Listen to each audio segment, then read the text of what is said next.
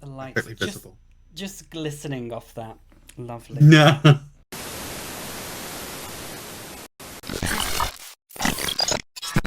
Hey guys, George Alexander here, and today we are back with not another Buffy reaction, because it's not a reaction, but it is a Buffy review. And today I'm joined by my fellow co-host of the Horror Hour and part-time friend, Liam. Liam, Hi guys, it's Liam Alexander. woo!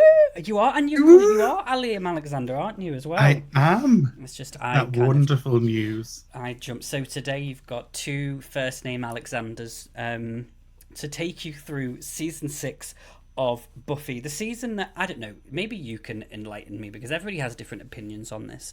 But the season that wasn't supposed to happen, or was, because some people are really adamant that season 5 was supposed to be the end, but other people are very adamant that it was never supposed to be the end. So I don't know where I stand. Okay, good. Where do you Nice. stand? It was supposed to be the end. Okay, fine. I was alive and kicking. I was watching it then. It was supposed to be the end. It got cancelled. People in the So comments they wanted to below, give Buffy an ending. yeah, And fine. then it got picked up. So Okay. the ending was needed to be corrected. Well, and there you go, guys. So if you've got any issues with what Liam said, please let him know in the comments below, because Liam is definitely the person who will be come at in us. the comments I'm out. replying at you. So yes, but no. Today we are talking all things Buffy season 6. First of all, I want to ask you. Then, obviously, you were there. I mean, I was there. I wasn't. I was there. I'm not that young, but you know, I wasn't kind of in. I wasn't in it when it was out. When season 6 was announced / came out, were you? What was your feelings on it? First of all, after of course the ending of season 5. I remember at the time because I was a child. And then obviously watched it and was like, okay, so this is the route they're going down. Yeah. At the time, there was a lot of stuff that kind of went over my head because I was like, I don't know how old I was. I was very young. Because it was what? This was still in 2001, I think. Oh, I just started comp. I was 11. Okay, yeah. So the prime, I like, honest to God, I was saying to, I think I said it to Jay the other day. I was like, I'm so glad that I didn't watch the show as a kid, because it would have been a massive problem. Oh, it's not already a problem like everything. now. Like everything that you watch, it becomes a problem. Yeah. Yeah. No, I could see like little 5-year-old George watching this, being like, I need to die now. Yeah, and I'm glad I didn't, because I don't have any witch friends, so I probably wouldn't have come back. But speaking of that, obviously, or friends, yeah. But so, they're all part time. They are just and they're on a 0-hour contracts. They just there it is. It's like a pool, a pool like a. That's the Tory in them. Yeah. No. Anyway. Let's talk season 6. So we've got some headers, but as always, it can go anywhere. So I want to start off by talking of what a lot of people say about season 6, which I definitely did see was like the darker tone of it, and I think it was prevalent towards the end of season 5, but season 6 kind of like made it go, because of course, don't forget, season 5 had the death of Joyce, and that was the body. And to me, that was the first point where I was like, oh, this isn't a show about, like, well, obviously it is, but, it wasn't like, oh, they're not kids in school anymore, like, fighting vampires on, And they're adults now. They are, and they're dealing with, like, real life thing. And I think season 6 is definitely the season out of all of them that probably is the most, like... Nick said to me before that the big bad of season... Well, other than the obvious, the big bad of season 6 in general is life. Yes, How would you agree with that? I would agree with that. I would. Yeah.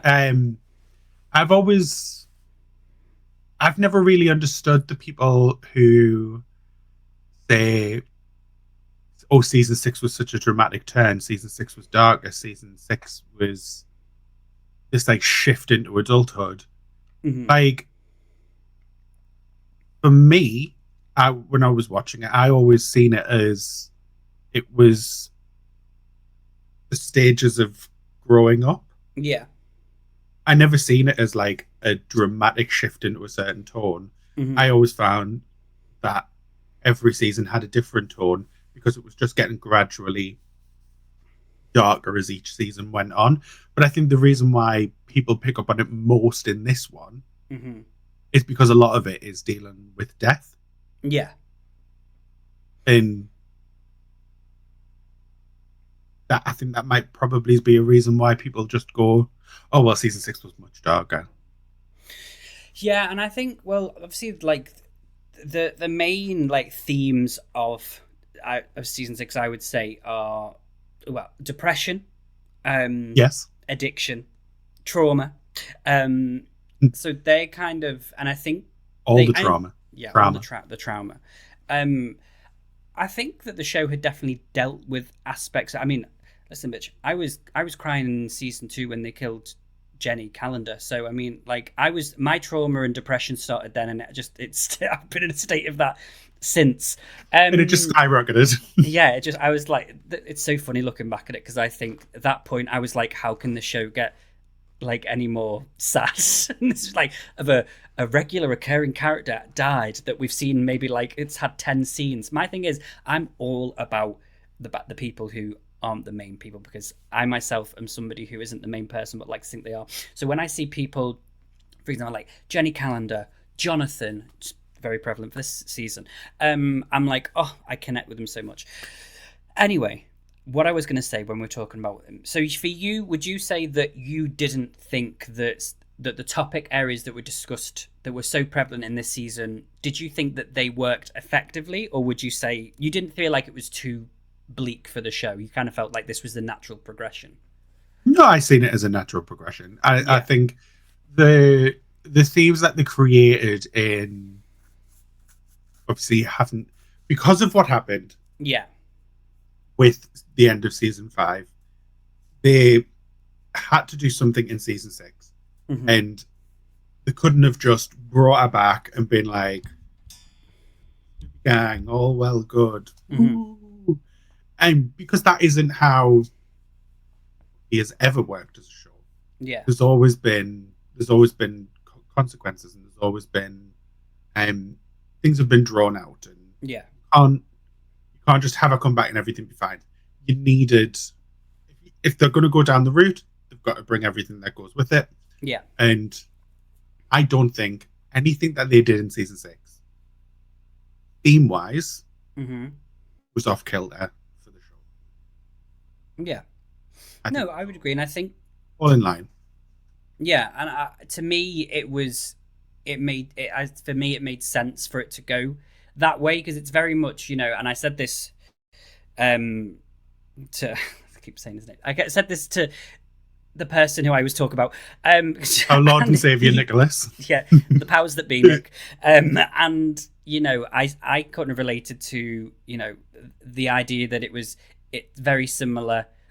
Not except, well, actually, the writer of that's also awful. In Harry Potter, in the sense that, like, you felt, well, they both had idiots behind the helm of those those things.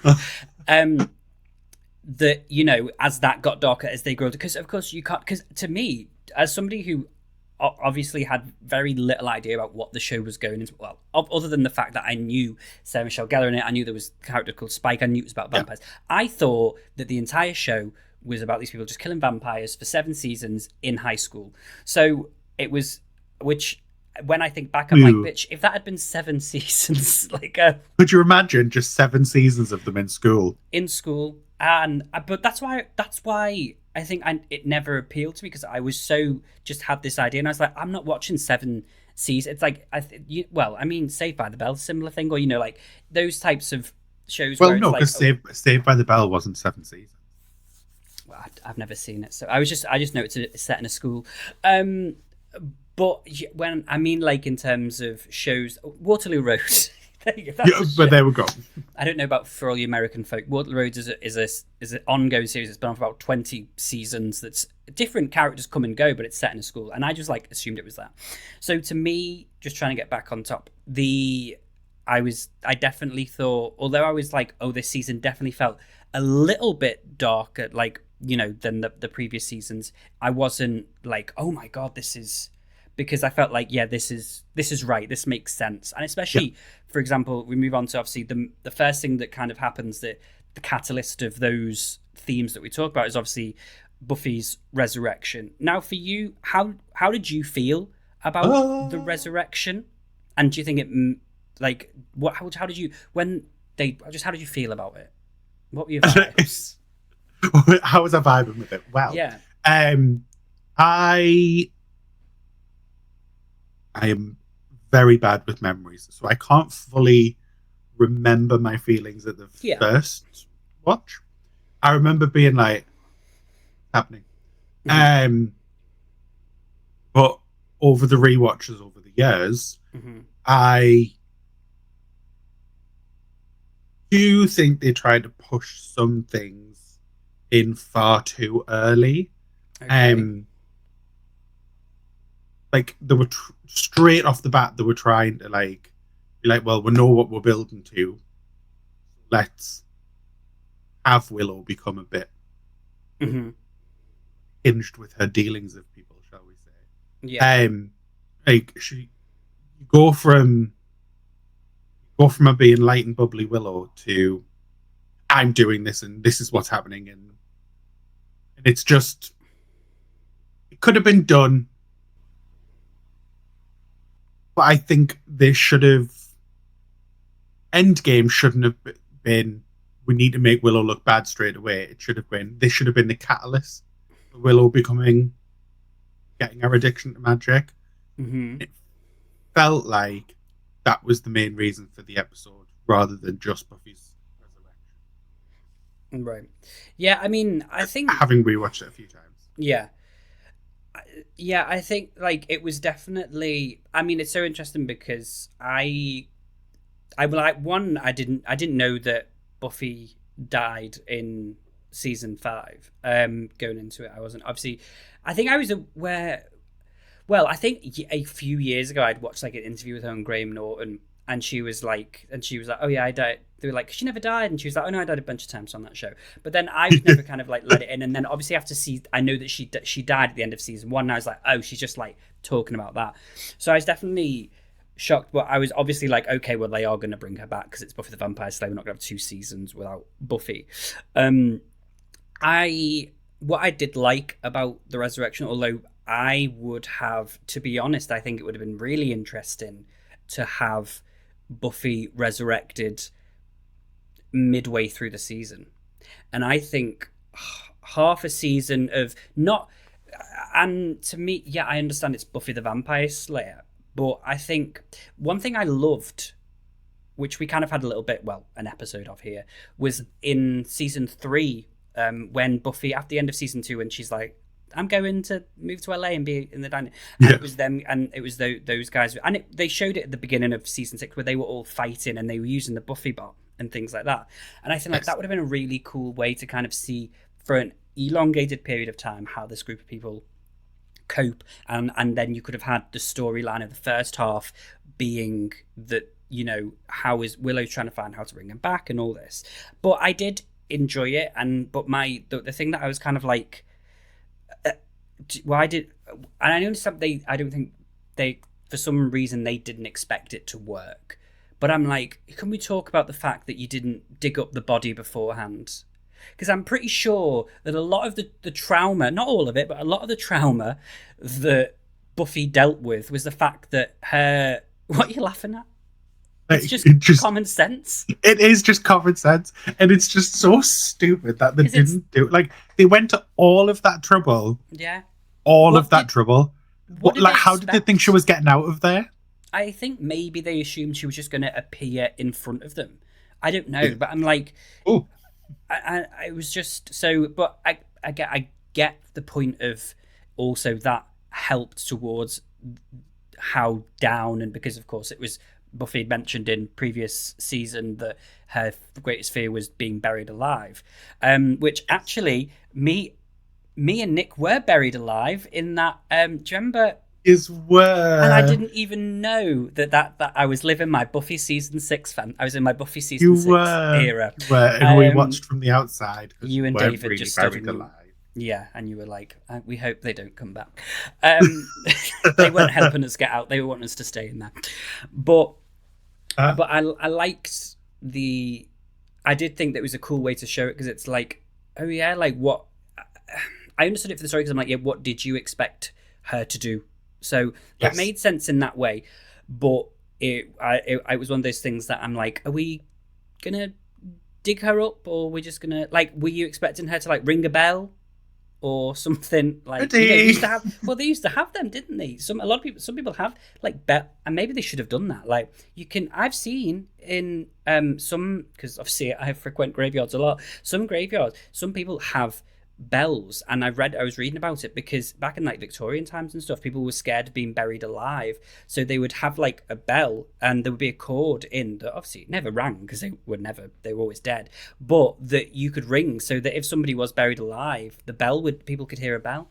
And I'm just saying, Yeah, listen, she could have had that, but alas, she didn't. all that science. I know. But another thing I want to talk about, obviously, with Buffy's resurrection is something that, I mean, I personally haven't seen done before, and so it didn't. Well, it did cross my mind in the reaction, but I didn't. I didn't think they were going to go down that route, and that is the route of the fact that Buffy was in fact in heaven. My thing was, so one was, let's talk about. Do you think? Did you like that, and how did you feel about that storyline? Um, I'll say for me, I was like, for the first three episodes before we found out, before she consoled in Spike and said I was in heaven, or I think I was in heaven. Um, they kept going on about like, we don't know where Buffy's been, like she's been in the darkest pits of hell, and I kept saying, I was like, I'm like, why would the Slayer, whose job it is to rid the world of demons, why would she be in hell? Why would they even think I know. that that girl would be in a hell dimension and not like, I know it's not heaven and hell in the show, it's like dimensions, but why wouldn't she be in a, why would she be in a hell dimension? I just never understood the reason for her friends to think that. I understand wanting her to come back, but thinking, not thinking about, or To be and again, like having that, I think having the series, having her be brought back midway through the series could have had more conversations about why we do, what are we doing the right thing. yeah. No, I get that. Like, I always seen them going like, we don't know where she is. Like, she could be here, she could be there. Like, I always seen that as them using it as a justification for Yeah. their actions, rather Mm-hmm. than rather than they believe that she's in hell or a hell Yeah. dimension. It was more that's Make them just feel what they're better. telling themselves to make themselves feel better and why they want her back. Yeah. Um, I I don't fully agree with you on the bring her in halfway through the season, bring her Okay. back halfway through the season, but I do think they could have stretched it out a little bit longer to make Mm-hmm. it more believable as to Yeah. some of these things that were happening. Um, like make the emotion more believable. Would probably like obviously I'm saying, well, I feel like they were saying it as a justification for themselves. But if we got a few more episodes of them justifying it to themselves, Mm-hmm. then there mightn't be the ambiguity of, well, how did they feel? Why did they feel that way? We would have had these answers, Yeah. and that would have made for a better, more rounded season. Yeah. Wouldn't it? No, I see what you. Yeah, and I think, well, the one thing that I did love is, even though I was like, I kept saying, oh, why do we? I kept saying, why do you think she was in hell? But when she said like, I think I was in heaven, I was still like, holy shit, because again, for me, I don't know if you've seen it in other things, but I've, when people are resurrected, it's normally like, oh, well, in Doctor Who and stuff, it's because they don't like to talk about heaven and hell. They're always like, oh, there was nothing. There was, it was dark. You don't. It was dark. That, and which is, sorry guys, probably the reality. The So I, darkest expanses. yeah, so what I really like is, to me it felt like something that I hadn't seen before, with the fact that, oh yeah, and it made me feel like her friends, because I was like, of course we want Buffy back. And then when you're like, why would we assume this? And the fact that this was, so you were bringing somebody from hell, from heaven, sorry, back to earth, is like such a, cool, Depressing. not depressing, but cool idea. Do you think that they did a good job with Buffy's depression and her emotional state during season 6? How did you feel about like the way that that was portrayed? I I think one of the best things they did in season 6 is Mm-hmm. the way Buffy handled depression, Yeah, and because she handled it like a normal person would. yeah, just quiet. And I liked the idea of her kind of being quiet and just Quiet, imagine. drawn off, cut like, well, not cut off, but like avoiding Well, she the just needed distance. time. But Yeah, and I yeah, think. yeah, and that's how, and that is how people cope with things. So Mhm, I think one of the best things about Buffy is, especially at the time, mhm, this obviously it was made, and and the show was growing with its audience. It wasn't just one of these shows where it had the formula and it stuck to the formula. yeah, It had the formula, but it improved upon it as it went on. mhm, Um, so it allowed them to bring in more adult storytelling as the seasons progressed, because the audience that had started watching it as like teens yeah, were at the same age as the characters, yeah, and they wanted to have these discussions. So by the time obviously season 6 comes around and you think about it, it's like quite a good metaphor for life, of you're taken from that teen and childhood where like most things are done for you, mhm, and you've got this kind of like, for most people, obviously I mhm, know some people have it bad, from birth, um, but for most people who are going to be watching this, they're going from this privileged, cared for life of a teen and a child to having everything ripped away from them. They've suddenly got to do everything themselves, and no education system prepares you enough for that. mhm. You're watching this show where Buffy's like, I was in heaven. And you're like, oh shit, she's feeling like I was in heaven with that. Yeah, This is hell. So I think that's a good, it metaphor. allows people to put their spin on things and how Yeah, they see things. And it allows them to process their own depression and anxiety and grief and everything through the show. And I mhm. think that is one of the best things that they did do. Rest of Yeah, season for them. definitely. And I like like you said, that it's all almost like a metaphor for growing up, and a lot of the stuff in this show has been, they've everyone said that Buffy isn't like all the things about in the earlier seasons are like, how growing up in high school and all of these things are metaphors for different types of things, and I do agree. I think that that was very similar, that people can relate to not the literality of being brought from heaven to earth, hell, Yeah, but the but they idea can put their of, own. yeah, the idea of being somewhere that you felt at peace and relax, and then being dropped somewhere that you're like, oh, and I love that they did that. Holy fuck. Yeah, but it answered other questions that I was like, yeah, like why haven't we talked about this? Like, for example, you know, the well, first of all, we need to. What I do want to talk about, and it is kind of in the census because we're talking about like, baby, Willow and Tara lived in that house for free. What are we For doing there? free. Who's for For free paying free. the bills? Free. I'm like, you're both at university. Nobody's nobody's We're just gonna working. take all of Buffy's money that she Yeah, had she's from her like, mom. oh, We're just gonna spend it all, and she's like, then we had to buy once that's clothes. gone, let's figure it out. Well, and also because I think it was, And like, oh, welcome back. You broke. yeah. By the way, we had Like, to spend money, and bear in mind, I'm pretty sure. I don't, and again, I don't know. So correct me in the comments if I'm wrong. But Buffy had been dead for about 3 months or so. I believe I so. think something around that. It was like it wasn't a year or 2 years. So I'm No, like, no. baby, how much money were we spending a month to have basically all the income gone? Like, Um, like like I spend how money, but much? girl, I don't know what they were spending it on. And they're going Surely, clothes, and I'm like, surely how many Joyce. clothes? Like, Yeah, surely Joyce had left a good enough chunk for her daughters because she by. also had like she ran that gallery, and I'm sure like and all that's anyway. I mean, I so that was No, something, I'm but with you. I'm on board. I don't understand what happened and it or was how one. they did it. I think it was literally just they wanted that storyline in there, so they did it. I mean, one thing made me laugh because there's Willow in this series. I was a bit like, girl, not Dark Willow. That I was like, kill it. But like, for example, when she just brought Buffy back, and then she's like, okay, we need to talk about the bills, and I'm like, can we Yeah, give this girl a second to adjust to the maybe facts? take her for a nice meal first. Like, Yeah, and we can't. she We've doesn't spent all the need to money. fully know. Well, yeah. Like, surely they could have like plucked like a $10 out of somewhere. I don't know. I don't know how much food cost in the 90s. Well, I don't know, but suddenly they're ordering pizza every bloody week on that show. I'm like, what happened to not these are I thought we were broke. Yeah, that's what I mean. You see, Pat guys, people think takeaways are luxuries. When you're really broke, you have to buy smart price pasta and sauce.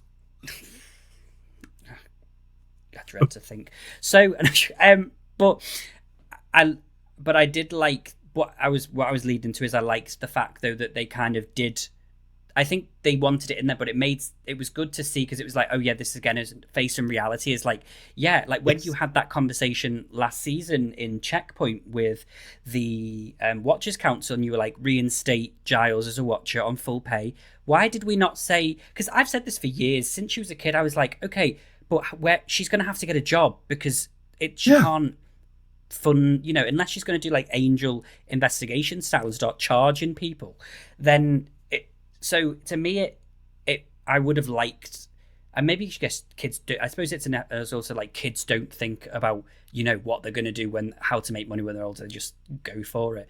But I like those conversations about kind of like, well, we haven't got any money. You're going to have to go and work at McDonald's. And no, good Lord, please, no, not McDonald's. Listen, I like to eat there, not work. As somebody who did work at McDonald's at the age of 16, I was like, this was my era. Oh yeah. Wow. I did 2 years at McDonald's because my parents were like, no, they privileged because they worked for their money. They were like, you have to understand, which is good, and it helped. Like you have to understand, like considering how spoilt you are, their messaging did not sink in. No, no. But anyway, I relate to Buffy, and and I did mention a couple of times in my reactions. I was like, girl, let me tell you, I was like, the stench of that uniform, of cold, the smell of cold drying fat. I yet to have my McDonald's, no matter how many times, baby, no matter how much fucking fabric softener and shit I would pour on that, it would just you could smell it. And I had to have, not even joking, I had a separate wardrobe just for my uniform, because if it was with other clothes, all the clothes in that wardrobe would smell. It was so bad. I just had to wear black pants and a black top. See, that's not, but it's not that. It's the smell of. I was Asda calf. Well, yeah, but did you have not the smell of? Do you get the smell of the fat on there with the food? I think because I swapped around quite a lot. You went like, yeah, because I mean, I was wasn't never just in the constantly kitchen, on the food, but I was obviously always around, like running. The food used to get cooked in the front, and then where we did the dishes, yeah, storage was out the back. So if you were in that bit, you never got stinking because you weren't in that. Yeah, that makes sense. Anyway, sorry guys for deviation, but what I was saying was that the themes that of Buffy's resurrection to like her dealing with that depression, I think worked really well, and I think it was so great to literally throw her into a situation in which she was not only struggling but again had to do this like mundane job, which again a lot of people who leave school, if you need to make ends meet when you leave school, you have to do those jobs. That's life. Like you can't. I was at college 5 days a week and working a Saturday and Sunday. Yeah, so it's present. I understand. You see, it was Nick that said to me, like, sometimes when people are depressed and stuff now, we obviously say we're in our Buffy season 6 era, because of course that is what that is. So I like that, but I also liked that. I like that it was extended for a period. I like that it wasn't just like 2 episodes and she was like, okay, like I'll get on with it. Like I liked that it was extended, and I felt that like the moment that it clicked for her and she was like, okay, you're right, was also like just a great moment. You're like, yeah, this felt like a natural progression. Obviously, other than Buffy coming back to life and having that depression moment, the second big thing that happens this season is, of course, Dark Willow, which maybe I was obsessed with. So I loved the idea, and I'd love to know how you feel about this, the sort of how they used magics as a metaphor for drugs.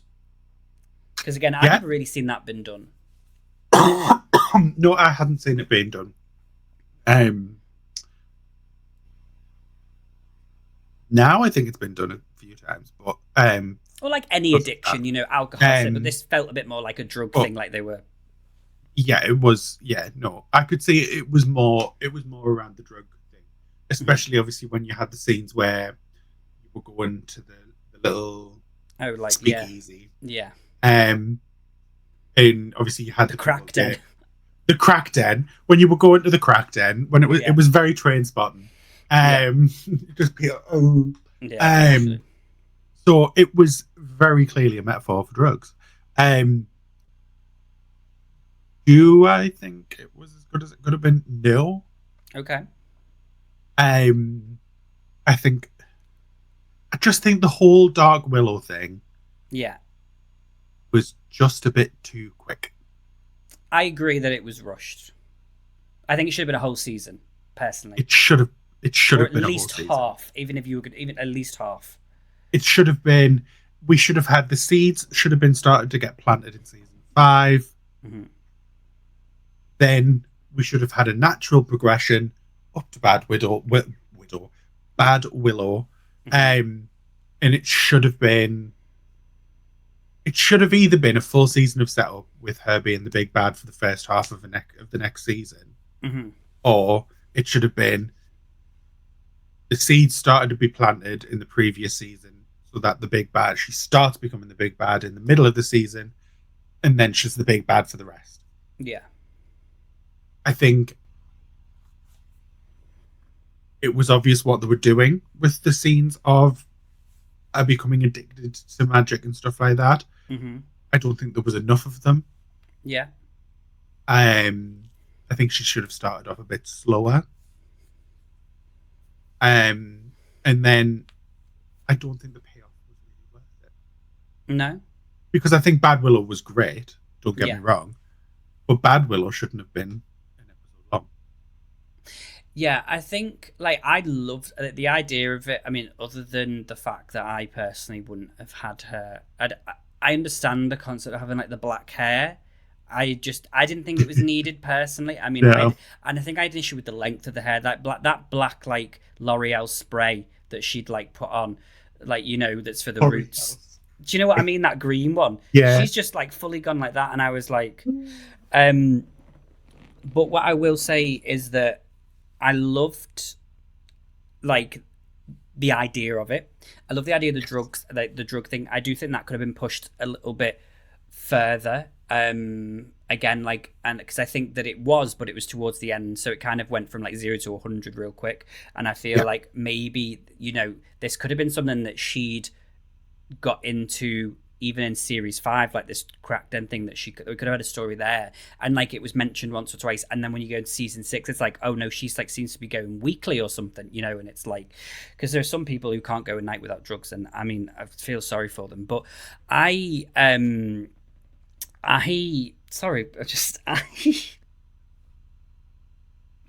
yeah, those anyway. I don't know those people. I'm not with them. You don't know yourself.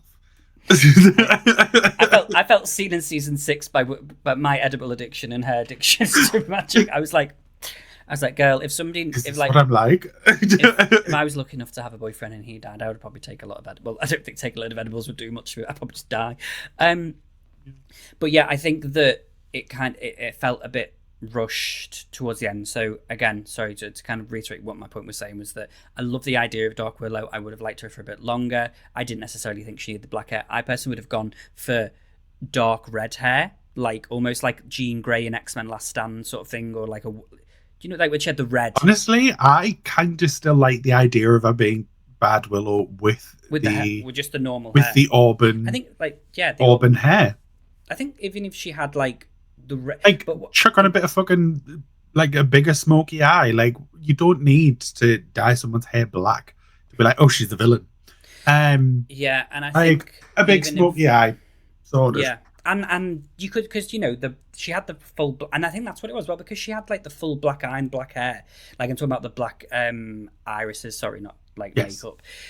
I think then if you were going to have the dark black hair, to have red eyes or something so that they popped a bit more, Yeah. because everything would just kind of, and she was wearing black, so everything sort of blended it, and the hair was flat. The wig was not laid. It was like, it was just flat and dead. And I was like, That shake and go needed it shaking. was, baby, it was still in the bag. It was, it was like, I feel like we should have, like, I would have loved, like in Wicked, where you see that her fucking like by the end of Defying Gravity in the movie, the spoiler alert, her cape just like has somehow gotten longer. Like, I would just love, like, if her hair just like grew, like if she'd had long, like voluminous locks of black hair, like Medusa or something, Like really big and bouncy. And like, I feel like that would have been like, if it was just too flat. Anyway, nothing against her herself, and Buffy's hair in that photo behind us, yeah. black. We'll go. Let's talk about. That would have been Buffy. fine. I mean, we can't talk about season 6 without talking about whatever the fuck when Buffy cut her hair, and like she had that, like, I don't know what the hairstyles in these shows. I mean, I've just been trying to get over Cordelia's MAGA cut that she had in series 4 of Angel, and I'm like, It was the time. yeah. It was the time. But everybody, We didn't know better. these people who are supposed to be 21 looking 35, and then I can talk because I've, know. I look 35, but it's just like, why do we always, now people will look younger, then everyone wants to look older, but that was the noughties and the 90s. Anyway, We all wanted to look older so we could go for drugs in clubs. That's the vibe. But yeah, it felt rushed, and I think I would have liked a little bit longer with it. And But I liked it. I'm going to skip something on your little list. No, that's because, fine. So, I think the trio should have been thrown to the side. Yeah. And this whole season should have been a build up to Dark Willow. I don't think we really needed the whole season, like 90% of the season being around the trio. Mm-hmm. You could have had that Warren come back. Yeah. Towards the end, start to build a little mischief in the area. To then obviously, because you still need the catalyst. The full pull. Yeah, he needs to shoot Tara. Yeah, Tara needs to die. Yeah. So you could have if they wanted it to be him, they still could have found a way. I don't think we didn't need them as much. So I liked the trio, and I'd said in my reactions, like, I quite enjoyed because of a lot of the undertones of the themes of the show of kind of the addiction, depression. It was quite nice to have that comic relief where you're like, these, like, I'm like laughing with it. I'm like, girl, this is embarrassing, but it's like so funny. Like, you like, of course, like these 3 teenage guys, like, yeah, of course, like, there would, I mean, girl, look at the world today. 3 men in a basement, like, honey, that's welcome to Andrew Tate world. And I do think that Warren, allegedly, because we're not allowed to say it in real life, or he'll sue us. Maybe this is my channel. But I will say that I did like Warren as a character, because he was so much these guys that we're seeing for some reason more and more now. Like, I was like, this. It is very of the times. Of the time, yeah. However, take of the times mind out of it. I'm prejudged. My feelings and thoughts are already locked in when it comes to these characters. Yeah. At the time and continuously in rewatches, I have always hated the fact that they're there. I think it wastes so much time, and I've always thought that. You are right. It is very of the times, and looking at it now through how everything's going around, it completely makes sense that these 3 absolute fucktards were able to do all of that. Yeah. Because men are fucking awful. And they're able to push their incel ways in everyone and everywhere. I just wish it wasn't in this season. That's fair. I don't have a problem with it being in the show. I just wish it wasn't in this season. And do you think that it could have just been Warren on his head? Like, how did you feel about, like, Andrew and Jonathan being involved? And would you agree that, well, I mean, and again, would you agree that how complicit were they in, or were they victims to Warren? Because honestly, I am Andrew, and that's something that we're having to deal with. Let me tell you. I don't want to say they're victims No. because they did bring it on themselves. And they said that in the finale. Like Jonathan said, Yeah, this is what yeah. we wanted, and now we got it. I don't know. Because like if I don't know how I feel. I suppose if you were to take Warren out the equation, how like if it was just if you took Warren out, they would be fucking useless. Yeah. So I think although they did have their ways, like I mean, I was gagged when it turned out that Jonathan was kind of using magic and was Wicca, and I was like, okay, come on. Yeah, but he was him being alone would never have amounted to anything.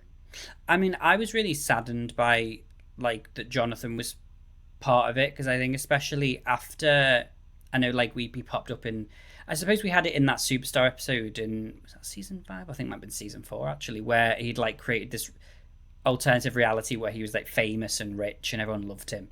I like kind of I love that episode, and that kind of did play on the fact that he was basically forcing an entire world almost to believe and all these and again it kind of if you really want to I know people go well, you look into things, but he had several women in that bedroom that I guarantee were not there by their own admission, if the fact that this was all under a spell. So there's kind of I suppose they did plant that seed in there already, and I think Jonathan's always been a bit of a grey character, but I did but I did obviously really like him in the early scenes when he was just this dopey kid in school. It was quite nice to see. But as I say, yeah, I didn't mind the trio. I quite enjoyed them, but I think because they took up so much time and because the catalyst for Dark Willow was so late, it then made the Dark Willow thing. You're like, bitch, this is what we should have. This is what we wanted. Yeah. Why is it only happening? So we could have done half and half. Like Tara could have, and we will talk about that now.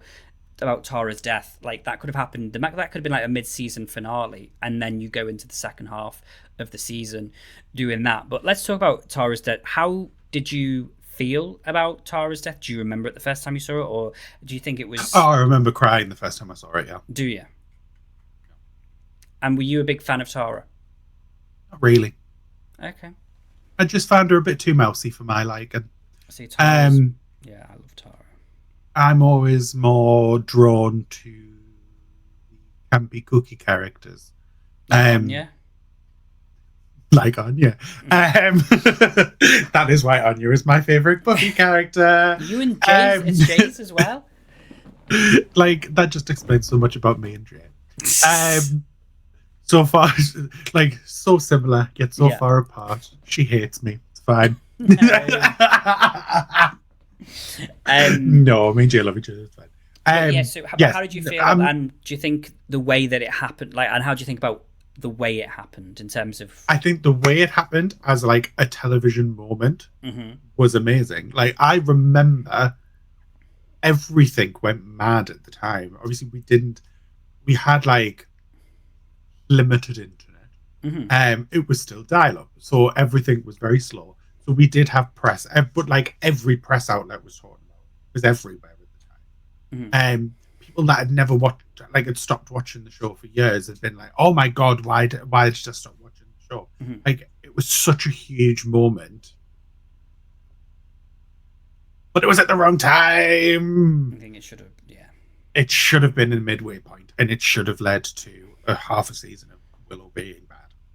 And do you think that? Not necessarily like needed as in like it had to happen, but do you think that did you think we needed like a almost main character?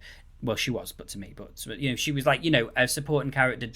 She was part of the mains. I mean, baby, yeah. They did not, and I'll never forgive them for this because I remember 3 people saying to me for the episode that she died in.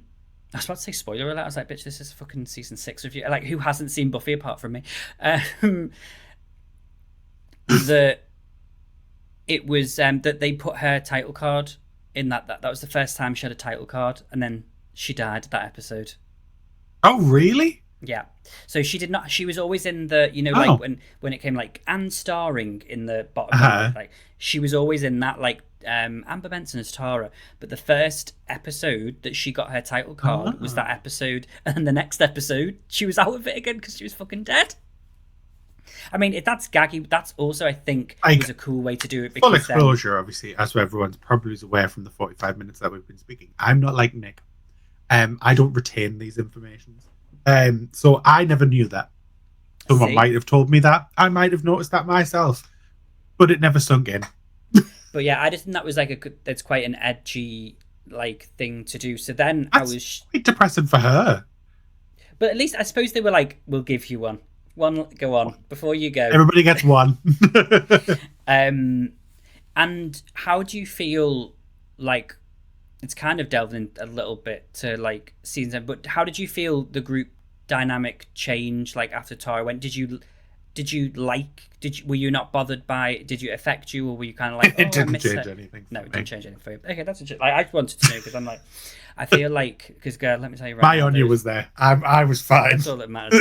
Um, there's a particular character, for those of you, full transparency, at this point I've actually finished the entire show, and there's a character in season 7 who is somewhat trying to be a replacement for Tara and is the most like, I don't like her. So, and by the way, that when we get to the seasons, everything that was way too soon. But that's just me. I'm like, bitch. Anyway, so then I want to kind of talk about something else that did happen that was a gag to me in season 6 was Xander and Anya's wedding. I want your thoughts on that. Was it justified what he did, or No, is he fuck awful? Xander. Xander's a Okay, twat. Nobody and hurts my Anya. Look, I think it was very obvious mhm. that Xander was too good for Anya. Always Yeah, had been.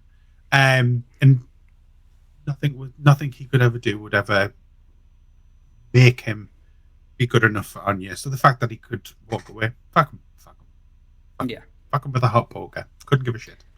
And everyone's like, oh, well, he got his redemption at the end of season 6. Oh, fuck off, he didn't give a shit. Well, then, would you like? So for you, then was because I was going to say like, how does that moment like define Xander's character? But would you say like for you, it was like he was already like kind of He was set up already that chopping person. block? Yeah, Yeah. because I never liked Xander from season 1. I don't know why. Mhm. He just wasn't, as a character, could not get on board with him. Well, listen, because the other day on YouTube, I saw a 45-minute video that I haven't watched yet that's called "The Worst Character in TV History," and it's Xander. Xander. Because I he is. so I And people definitely that try to justify that he isn't need a slap around the face. so his well, you'll have to come and slap me. So the situation with Anya definitely don't agree with. For me, what I just wanted to say was that I'd season like 1 to 3. Like, yeah, I was like, oh, he does like stupid stuff, but I liked him. But I will say, like, as the show went on, I liked him less and less. And so by this point, I was sort of like, I mean, I knew it was coming from the beginning of season 6. Like, I could sense it was. I didn't want to believe it, but I could sense that it was going to happen because I was like, and it makes zero sense to me that you would propose to somebody and then suddenly be like, oh, actually, no, it's too soon. And also, but the thing that I had took issue with was you're supposed to know this woman, and you don't think the moment that you ask her to marry you, she ain't going to go 50,000 miles per hour to get it sorted and done. Makes me think that That you don't is actually know the person. that is like that is Anya. She is Yeah. going to do anything that's put to her. She's going to do it at 120%. At like full speed. Yeah. And yeah, it does. It does show that he did not know her at all and didn't deserve it. No. Really And then, so I was going to ask you, do you think Anya was better without him? And I'm assuming the answer is yes.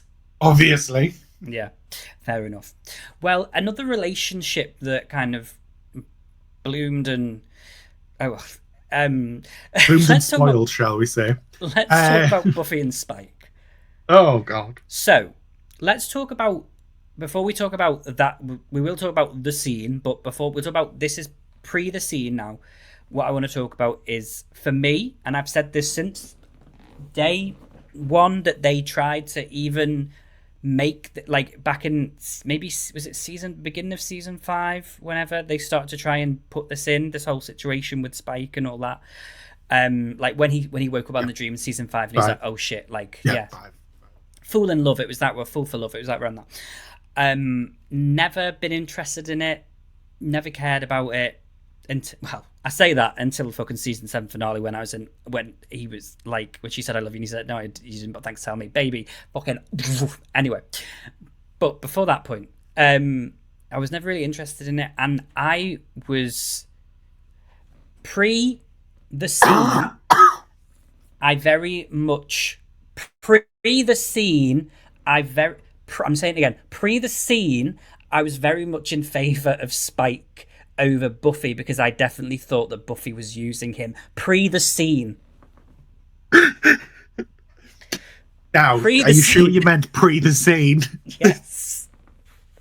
Pre the scene. Have a drink every time I say pre the scene. Oh my god. But I do. So I want the complexities. Did you think it was good storytelling, or did you think it was No, mess?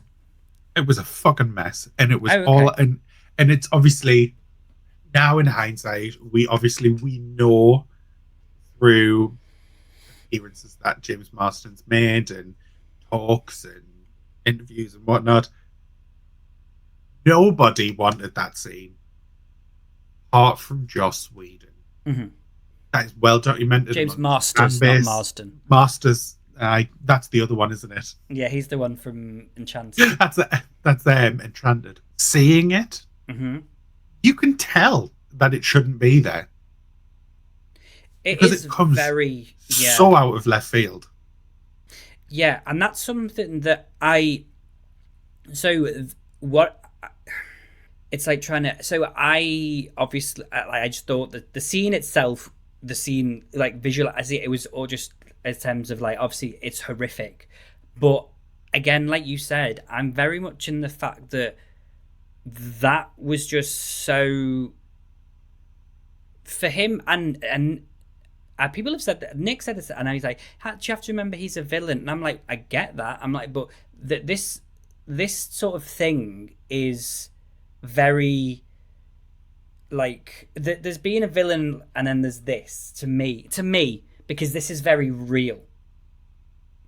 No, I'm fully on board with that, and I think that they were trying to push the envelope to see how far they could go on Buffy, because there's let me tell you, there's stuff that happens that they say on Angel that I'm like, Jesus Christ, because they would never have said that in earlier seasons of Buffy. Let me say that for free. I just felt that the scene to me felt like you said, that they just taken it from something else and put it in, and I was like, what is going on? I mean, absolute kudos to both actors, because they both played the shit out of those roles in that scene. Like, I was fully like, this is like Sarah Michelle, like, fantastic, but I didn't need to see it. Nobody did. It shouldn't have been there. They did it for a reason that was uncalled for, and you could tell, as you said, there's a difference between being a villain and like real. Or the villain that Spike was a very comical villain. Yes. He was never that kind of villain. And to just out of the blue, after all of the work they'd done to bring Spike up, you could tell there was something amiss as to why it was all of a sudden, with no prior warning, bam. And it's like, as a viewer, you're just like, oh. Yeah. It's jarring, and it shouldn't have happened. They then had to do the whole thing with getting a soul in order to try and redeem the character.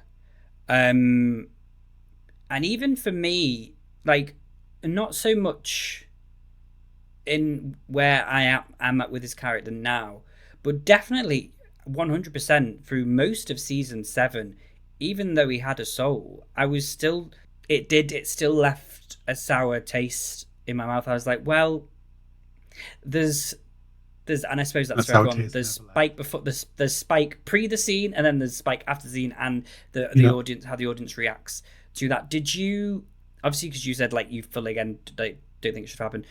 Did it still affect your viewing of the character moving forward, or are you just like, no, it's I don't believe in it, not don't believe in it, but that you kind of didn't. I don't think it happened, so I'm I mean, I was never diehard Spike.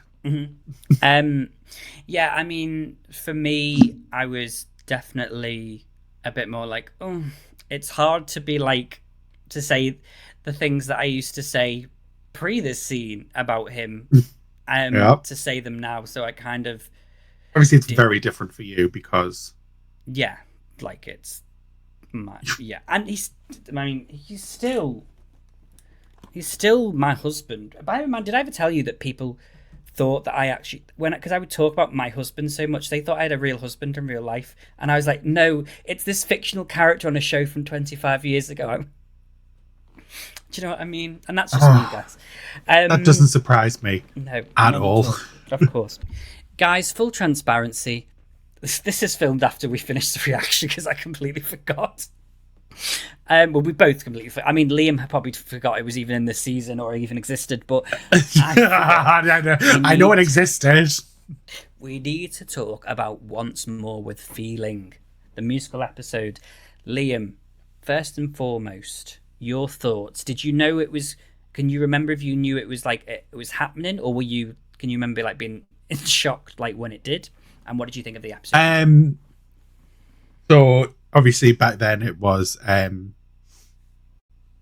dial-up internet. So we only got our stuff through stolen tablets where man on a horse would deliver them. So no, I didn't know it was happening. So when I watched the episode, I was like, announced, like in the TV guide. They probably did, but you wouldn't have been reading it. I was 11. What 11-year-olds reading the TV guide? I just watched it on a weekly basis. Okay, so what were your thoughts on the episode? Okay. I thought it was a good episode. I liked some of the songs.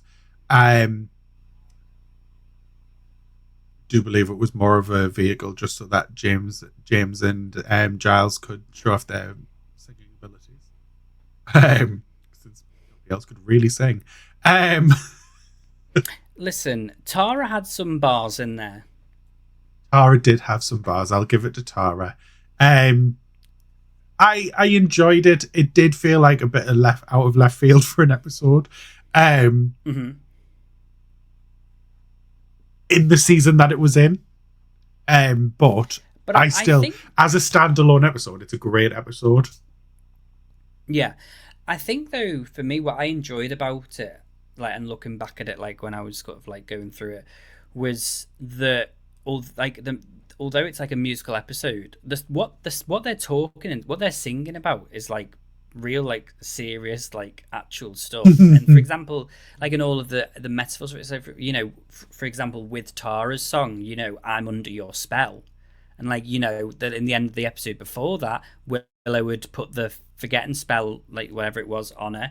And it was kind of like, she was singing, it's like, oh, I'm under your spell, it's fab. But in reality, she was, and then obviously she then sings Baby. That reprise of her and Giles doing, I'm under your spell. And then he starts singing, like, and then they both start like shouting, and like, and she loses it a bit when she's like, when they're like, it's like, should I stay? And they're doing that bit. I'm like, ooh. But anyway. You have far too, you lot have far too good memories. Like, I can't remember words. Yeah, but bear in mind, I only watched that. Oh, you have, yeah. Like, because I binged through season 6 and 7. So I mean, to be fair, I did just watch it last week as well. Yeah. Well, no, two. You don't have. Yeah. Did you? Because what I did really like is, well, and I found it, and also because it was off key, but was the way that that Sarah Michelle Gellar sings about, like, I was in heaven. They pull me out of heaven. Like, and because she likes, what I'm saying that was such a good recreation, because that was also off key. Yeah, that was the whole. I was playing off key. It was for the piece. I was in role. But like the idea that they found out through this song. Yes, I think it made it more. more of a palatable way of them finding Poignant. out. Hmm. And I do think it was a good idea. I liked it, and I enjoyed. Again, for me, I knew that it was. I knew that it was a thing. It was one thing I knew about Buffy going into it. I was like, I remember the people being, or like knowing there was a musical episode, and I knew it was called Once More with Yeah. Feeling. So like when it came up, I was like, oh, this is the musical episode. But I to see, I didn't know like any of the songs or anything like that, so it was good to see it, and it was a shock to kind of like open up with like her like in a graveyard singing. But then also it's like Yeah. it's like my two favorite things, like darkness and singing together. So I'm like, so it wasn't. I do think it could have been Very better, mayhem. but I think it was so camp that I was like, I don't care. Yeah. The campness of the whole thing does drown She's like, out yeah, any it's issues. shit. Like I always this say. the songs are shit. This thing, yeah. Like you just like No, this is what it I'm on is. board. I'm on board. Yeah, no, Yeah, that is how I feel about it. Like I'm on board for it because it is stupidly camp. Um, yeah. am I going to sit here and be like writing down, get a thesis on it? No. No, I enjoyed it. I thought it was fun and it was something different for this season, and I liked how it was campy, but then the undertone of it was quite real. And I like that they kind of played the opening and the ending as like sort of like a theatrical thing rather than like just doing the normal intro, which was quite nice. Yeah. So I did enjoy it. And under your spell slash under your pel under your slash under your spell, no, under your spell plus under your spell slash stay are my two favorite songs. Got there in Why are the you end, laughing? sweetheart. We're I all did. very It was proud just of you. it was the punctuation was throwing me. Um, but okay, guys, back to the normal part that we're on now. Thank you.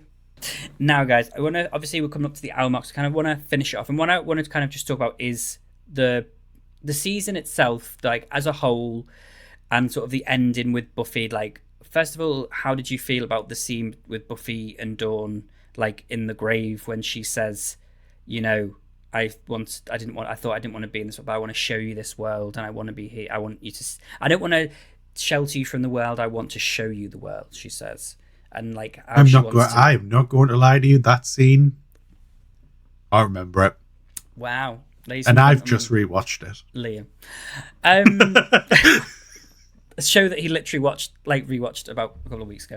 a week ago, a week and a half ago. I finished it, Yeah. See, and it's the magics that you're but eating. but that's the thing. Like, if the scene doesn't stick, with you, it doesn't stick with you. Like, That's fair. some So people can find that scene lovely. I don't, because I don't remember it. fair It never So- made an impression on me. on you, which is odd considering the whole season is about her wanting to live, and Liam doesn't remember the scene where she says she wants to. He was like, "Where's Dark Willow?" But so I like Where's that my scene. Anya? Yeah. But did you overall? How did you feel about the finale of the show? And where would you sort of, if you can remember them, where would you sort of put this, like the season 6 finale, in terms of other ones in the show? First of all, did you like it? Did you like the finale? I didn't hate it. Okay. I didn't love it. Mm-hmm. I thought it was okay. Okay. I think it was a very rushed finale. Mm-hmm. I don't think they'd built it up enough for the payoff to be worth it. Mm-hmm. I would probably, it would be in the lower half. Okay. So it's not a top 3. It's not a top 3. Okay. Probably like 4, like kind of Okay. in the middle, All right. like just past the middle. Because Dark Willow is so good. Yeah. But it felt like a waste. Yeah, it was a way. Like, I think the actual episode is good, but it's my feelings towards how it was handled that push Yeah. it down. Because that one episode should have been like 12 episodes. Yeah.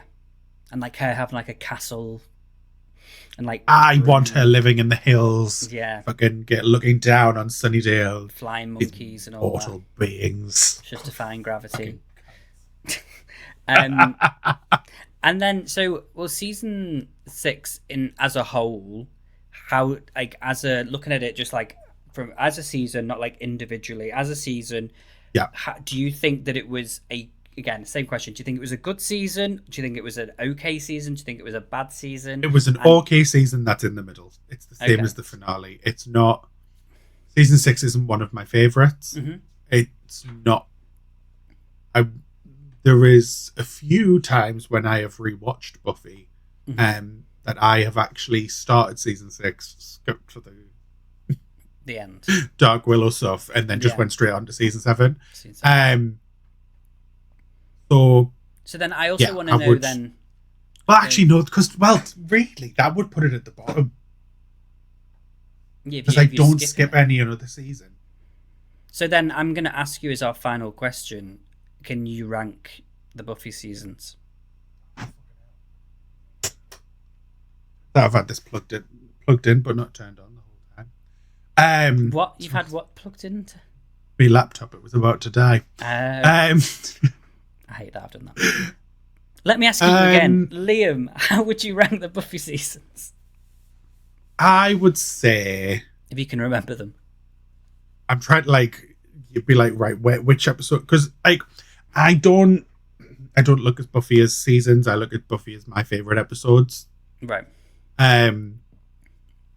Is there a season that has more favorite episodes? Yeah. I would say season one with the contour. Oh, Hush, season 4. Hush. That's season 4. So season 4 is my favorite. Okay, interesting. I just think Hush is just my all-time favorite episode of Buffy. Okay. Followed by The Body. Shh. So I would, Body. 4, 2, 3, 1, 5, 7, 6. I love that you had 8 fingers up there. Just because I hadn't used my thumb. I had that one down, so I'd counted on my fingers and then started counting on these fingers, and then went, "Oh, my thumb." I'm very interested to see then that season. Wait, hang on. Were you doing that backwards or forwards? Is season 2 your least favorite? No, that's my favorites. So that's what I'm saying. Season 5 I was saying season 6 is in the middle, but then I'm like, well, wait there, because season. You think season 5's worse? I hate Dawn. You do, and we need to speak about that before we go, because this man needs medical attention because he is so mentally unwell with this weird hatred obsession. I was asking people, I was like, why do... And it's not just him, because other people that you in the comments have said, you hate Dawn. But, Liam's better. I was waiting, when I finally got to it and he was like, I hate Dawn. I was waiting for Dawn to kill Joyce, strip her body and then wear it and then, murder people. And she didn't do any of that. She was just a teenage girl. So, Liam, before we go, what is your beef with Dawn? Can you address it? What's the tea? Well, I did rewatch season 5 recently. Also, rest in peace, Michelle, 1000% Queen, icon, legend. Oh, right, okay. Let's preface with that. Before I preface this, right, I hated Dawn as a character. Mm-hmm. Love Michelle Trachtenberg. Love. Georgina Sparks is an icon of TV. So it's nothing she did. I just don't think Dawn was a well-written character. I found her annoying. I don't even find the people's justification of, oh well, she was a teenager. And I was fucking watching it, and I was younger than her. And I wasn't even that annoying. I am now. I think to me, Buffy in those earlier seasons was so much more annoying than Dawn was in the entire show. Personally, I think I grated. I don't say it. Yeah, I do. Don't get me wrong. I do agree with you. She had her moments, but for me, Dawn was just a constant moment. I mean, and of course, you are Dark Willow because, of course, she says all that whining, Tara, Buffy. Wah. That's how I was about to say the reaction. This is Liam. But fair enough. That's why Yes, it is. Yes. season 5. Yeah.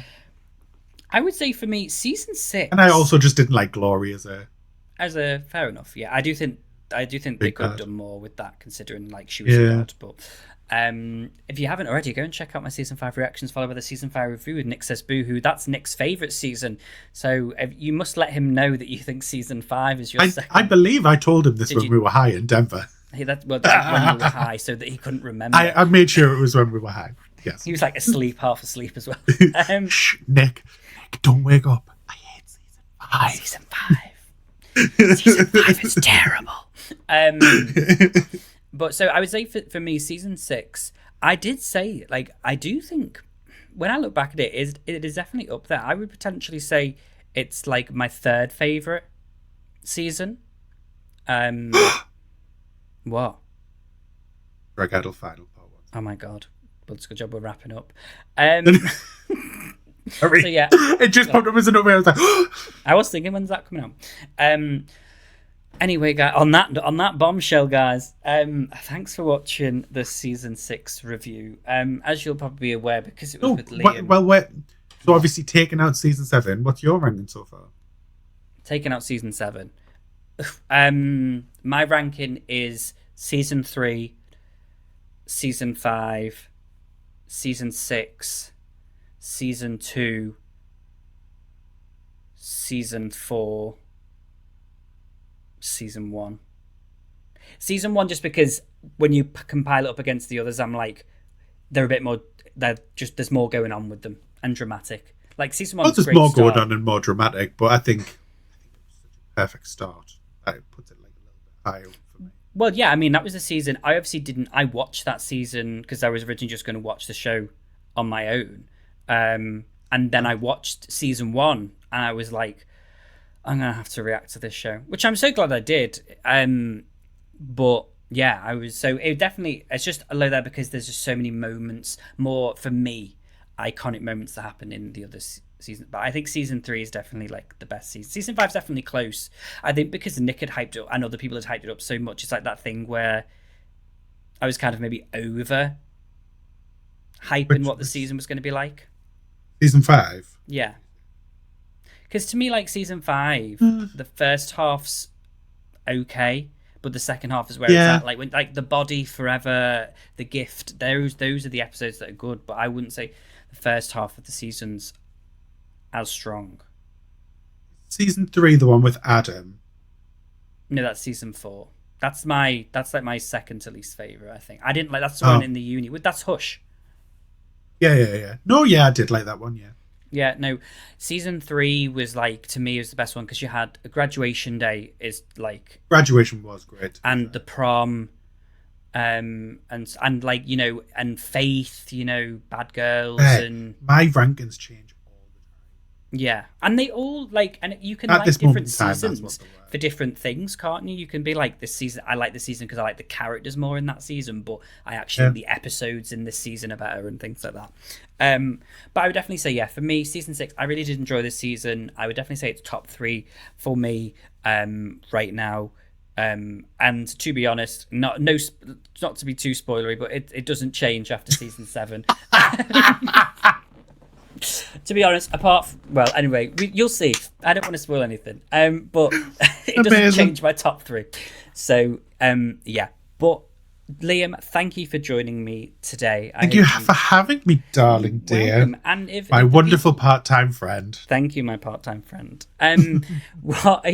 If people need to find you anywhere for any reason, like if they want to argue with you about Dawn or something like that, where can they find you?